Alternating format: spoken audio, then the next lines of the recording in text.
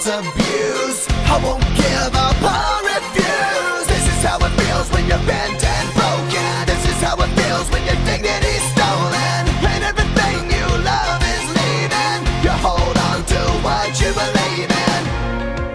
The last thing I heard was you